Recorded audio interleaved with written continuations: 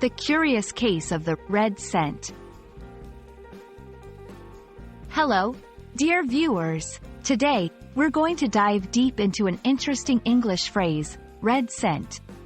By the end of this video, you'll know what it means, where it came from, and how to use it effectively in conversations.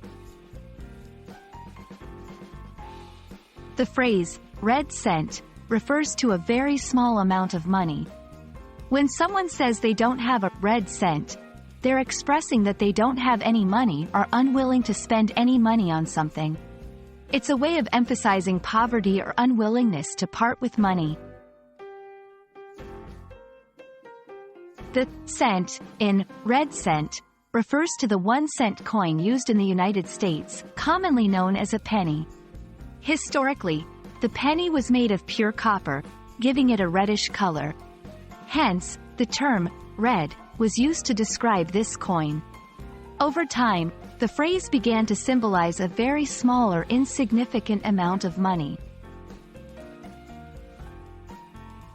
Using red cent in conversations can add flavor to your language. Here are some examples to illustrate its usage. 1. I wouldn't pay a red cent for that old car.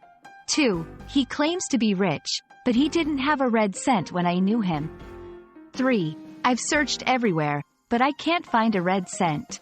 Remember, the phrase is often used to stress the absence or insignificance of money in a particular situation. There you have it, folks. Now you know all about the phrase, red cent, its meaning, origins, and how to use it in conversations. English is full of such colorful expressions, and understanding them can truly enhance your language skills. We hope this video has been enlightening, and we look forward to exploring more phrases with you soon.